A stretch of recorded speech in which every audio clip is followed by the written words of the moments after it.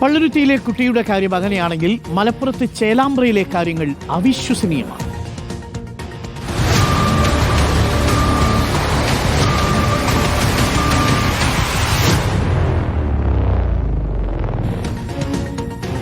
കേട്ടാൽ പ്രേക്ഷകർ യഥാർത്ഥത്തിൽ ഞെട്ടിപ്പോവും.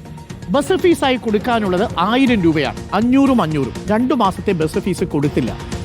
കുട്ടിയുടെ അച്ഛൻ വിദേശത്ത് നിന്ന് വന്നു, ജോലി പെട്ടെന്ന് നഷ്ടപ്പെട്ടു, ചെറിയ സാങ്കേതിക ബുദ്ധിമുട്ടുണ്ട്, അടുത്ത മാസം തരാമെന്ന് കുട്ടിയുടെ അമ്മ പറഞ്ഞിരുന്നതുമാണ്. എങ്കിലും കുട്ടിക്ക് നേരെയുണ്ടായത് മനുഷ്യത്വരഹിതമായ നടപടിയാണ്. എന്താണെന്നറിയാമോ? മലപ്പുറം ചേലേമ്പ്രയിൽ ALP സ്കൂളിലെ UKG വിദ്യാർത്ഥിയെ ബസ്സിൽ കയറാൻ വേണ്ടി വിദ്യാർത്ഥിയും മറ്റു കുട്ടികൾക്കൊപ്പം റോഡിൽ കാത്തുനിന്നപ്പോൾ ബസ് അവിടെ വന്ന് ഈ കുട്ടിയെ മാത്രം കയറ്റാതെ കുട്ടിയെ വഴിയിൽ നിർത്തിപ്പോയി. കുട്ടിക്ക് അന്നത്തെ ക്ലാസ്സിൽ പോകാൻ കഴിഞ്ഞില്ല.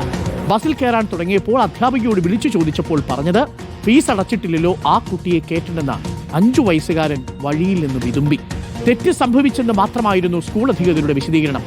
കുട്ടിയെ പക്ഷേ ഇനി സ്കൂളിലേക്ക് അയക്കില്ലെന്ന് രക്ഷിതാവ് പറഞ്ഞു. അന്ന് സാധാരണ പോലെ തന്നെ കുട്ടി യൂണിഫോമൊക്കെ ഇട്ട് വീട്ടിൽ നിന്ന് ഇറങ്ങാണ് ചെയ്തത്. ബസ് വന്നപ്പോൾ അവരെ മാത്രം കയറ്റി. ഇവനോട് പറഞ്ഞു, ഈ എൻ്റെ അമ്മ പൈസ തന്നിട്ടില്ല, അതുകൊണ്ട് നീ കയറണ്ടെന്ന് പറഞ്ഞു. ഓൺ ദി സ്പോട്ടിൽ തന്നെ ഡ്രൈവർ HMനെ വിളിക്കാനുണ്ടായത്. അപ്പോൾ HM ചോദിച്ചു പാരന്റ് ഉണ്ടോ എന്ന് ചോദിച്ചു. അപ്പോൾ പാരന്റ് ഇല്ല, എന്നാ ആ കുട്ടീനെ കയറ്റണ്ടെന്ന് പറഞ്ഞു. പൈസ തന്നിട്ടില്ല, കയറ്റണ്ടെന്ന് പറഞ്ഞു. തെറ്റ് ചെയ്തത് HM ആണ്. ടീച്ചർ ഇതുവരെ ഞാൻ ചെയ്തത് തെറ്റാണെന്നോ ഒരു വാക്ക് പോലും എന്നോട് മിണ്ടിയിട്ടില്ല പറഞ്ഞു. ഞങ്ങളിവിടെ സ്കൂൾ വണ്ടി കൊണ്ടുപോയിട്ടത് വെറുതെ അല്ല, പൈസ ഉണ്ടാക്കാനുള്ള ആ ഒരു വോയിസ് ആണ് അവിടെ ഞാൻ കേട്ടത്. പിന്നെ പറഞ്ഞു ടീച്ചറോട് ഇങ്ങനത്തെ കേസൊക്കെ TC കൊടുത്ത് ഒഴിവാക്കുന്നാണ് അവർ പറഞ്ഞത്. ഇനി ടീച്ചർ മാപ്പ് പറഞ്ഞാലും ശരി, ഞാൻ ആ സ്കൂളിലേക്ക് കുട്ടീനെ വിടുന്നില്ല. ഈ ടീച്ചർമാർക്കൊക്കെ എന്നാണ് നേരം വിളിക്കുക? അഷ്കർ അലി നമുക്കിപ്പോൾ ഉണ്ട്. അഷ്കർ അലി, 1000 രൂപയാണോ ഈ ടീച്ചർക്ക് ഇത്രയും വലുത്? ആ കുഞ്ഞിനെ നഷ്ടപ്പെട്ടത് ഒരു ആത്മാഭിമാനമല്ലേ ആ കുഞ്ഞിൻ്റെ അച്ഛന്, അമ്മയ്ക്ക്? മാത്രമല്ല ആ കുട്ടിയുടെ സങ്കടത്തിന് ആരും മറുപടി പറയും? ഇതിലും ഒരു അധ്യാപികയല്ലേ അഷ്കർ? അരുൺ, ഈ വിഷയത്തിൽ ഏറ്റവും വേദനിപ്പിക്കുന്ന കാര്യം അത് തന്നെയാണ്. വെറും 1000 രൂപ, അത് മാസ ഫീസ്, 2 മാസത്തെ സ്കൂൾ ബസ്സിൻ്റെ ഫീസാണ്. അത് കൃത്യമായി അടച്ചു വന്നിരുന്ന കുടുംബമാണ്. ചെറിയൊരു സാമ്പത്തിക പ്രയാസമാണ് കാരണമാണ് അത് അടയ്ക്കാൻ വൈകുമെന്നുള്ള കാര്യം ആ ക്ലാസ് ടീച്ചർ അടക്കം ഈ കുടുംബം അറിയിക്കുകയും ചെയ്തത്.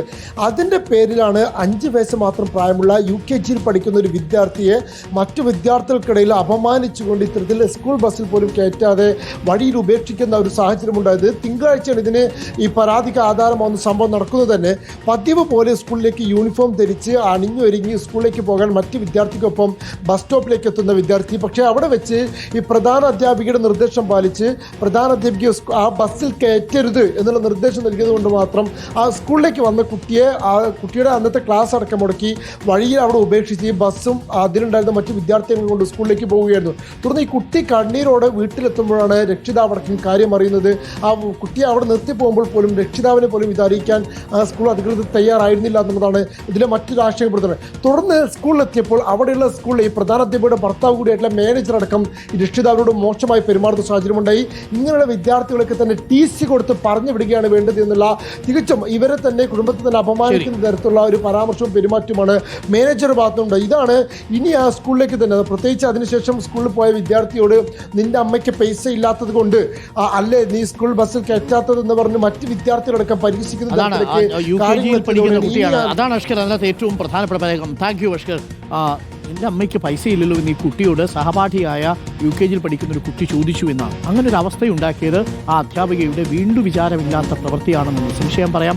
കഴിയുമെങ്കിൽ ആ അധ്യാപിക വീട്ടിലേക്ക് പോകണം, ആ കുട്ടിയെ ഒന്ന് കാണണം, ആ അമ്മയോട് ഒരു സോറി പറയണം എന്നുള്ളതാണ്. അതുകൊണ്ടൊന്നും നഷ്ടപ്പെടാൻ പോകുന്നില്ല. അധ്യാപിക എന്ന നിലയിൽ ടീച്ചറിൻ്റെ മഹത്വം കൂടുകയുള്ളൂ. ടീച്ചറെ, ആ കുഞ്ഞിൻ്റെ സങ്കടമാണ് എല്ലാത്തിലും വലുത്. 1000-ത്തേക്കാൾ 10 മടങ്ങ് വാല്യൂ ഉണ്ട് ആ കുഞ്ഞിൻ്റെ മുഖത്തൊരു പുഞ്ചിരി ടീച്ചർ കാരണം ഒന്ന് വിരിഞ്ഞാൽ.